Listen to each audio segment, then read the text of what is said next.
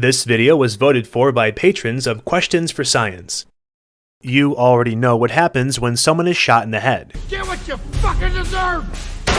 They die. On the surface, yes, a headshot is a fatal wound, but beneath the gory reality, there's a lot that goes on when a bullet enters someone's skull. First things first, in terms of firearms, we're talking strictly pistols and rifles, not shotguns, because a shotgun to the head is pretty self-explanatory. Let's start at the firearm, shall we? When a bullet is fired from a pistol or rifle, the bullet travels through a rifled barrel.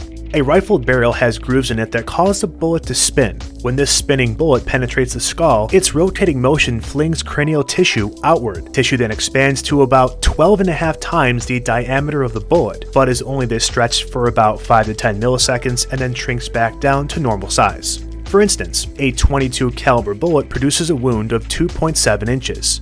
A .38 caliber bullet creates a 4.4 inch wide wound, and a .45 caliber bullet creates a 5 inch wide wound. Though it's very short, the expanded cavity does a remarkable amount of damage to the skull. This wound creates a vacuum effect, causing air to rush into it, making the cranial cavity expand, causing secondary fracture lines that spread out from the wound. Most fractures occur at soft locations, like the temples and orbital plates behind the eyes. The higher power the firearm, the more secondary fracturing of the skull, especially at more thick and hard locations like the front and back. Speaking of high-powered, what factor do you think contributes to making a bullet more damaging to the human body? Its length, its velocity, or its weight? The answer is velocity. To understand why, let's look at this equation for kinetic energy. In this case, the kinetic energy of a bullet is equal to the weight of the bullet times its velocity squared divided by the gravitational acceleration constant times 2. This may seem like a lot, especially if you haven't taken physics, but allow me to make this insultingly simple. More kinetic energy equals more ouch. The higher the kinetic energy of a bullet, the more damage it does. And we can prove mathematically how velocity does this. So let's make everything a value of 10. Okay, so the weight is 10, the velocity is 10, and the gravitational constant is also 10. We run the equation and the kinetic energy is 50. Okay, great. When we double the weight of the bullet, the kinetic energy also doubles to 100. Now, if we double the velocity, the kinetic energy does not double, it quadruples. When there's more kinetic energy, there's just overall more damage. We're talking a stronger pressure wave through the skull, more external gases going into the head, more secondary fracturing, and even splitting of the skull itself. This is why rifles are more lethal than pistols, not because of the weight, but because of the velocity of the round. Now, let's look at what happens inside the skull. When the bullet punctures the skull, it creates an entrance wound, about the size of the bullet. If it exits the skull, it creates an exit wound many times larger than the bullet itself. This happens in nearly all mediums a bullet passes through, whether it be plastic, metal, wood, or bone. This is because as the bullet passes through the medium, it creates a shockwave in front of it which widens. Additionally, the bullet may rupture or mushroom, increasing its surface area. As for the interior of the skull, the bullet causes the bone to bevel. The best way I can illustrate this process of beveling is with a piece of Swiss cheese. This side of the cheese is where the bullet enters and is very clean and small. This side is where the bullet exits and is very wide and flared out. This flaring chips pieces of the skull and launches them into the brain, causing more damage. Once in the brain, 3 things can happen to the bullet. 1, it can slow and stop. If it loses enough of its energy when it pierces the skull, it will stop in its path inside the brain, probably at the other end of the skull.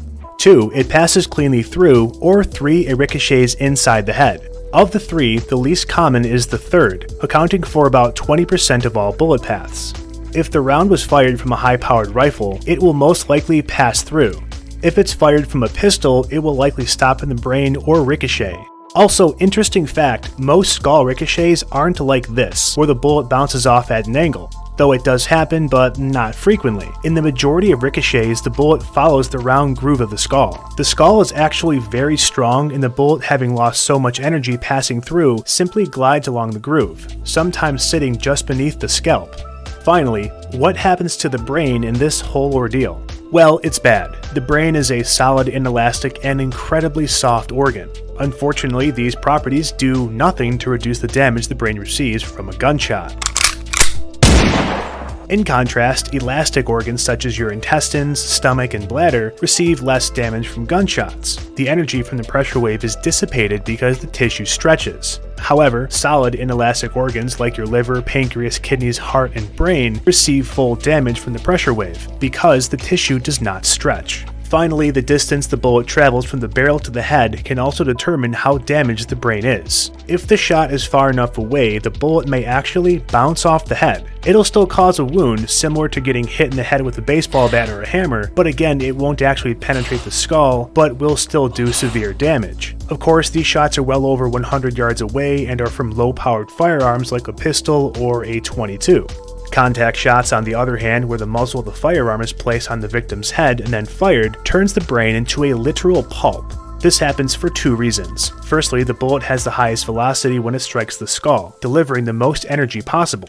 Remember this equation? Secondly, the hot expansive gases that are behind the bullet follow it into the wound. These gases then expand in the victim's brain, pulpifying it, as well as causing the skull in some cases to split open. With all this being said, believe it or not, headshots are not 100% fatal. On average, they're 90% fatal given the right circumstances. In my next video, I'll discuss how and why some people have managed to survive a headshot and still live to tell the story.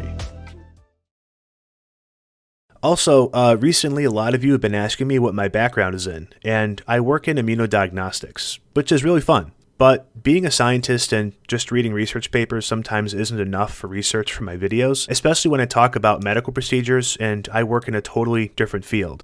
That's where my dad comes in. He's a retired ICU nurse of 37 years, and he's seen a lot of stuff. He's been a big help for me, especially on some of my medical videos that get down to real specific concepts and cases. I'd be lying if I said I did all the research myself, so this is a shout out to my dad for all the help he's given me on my channel. Thanks, Dad.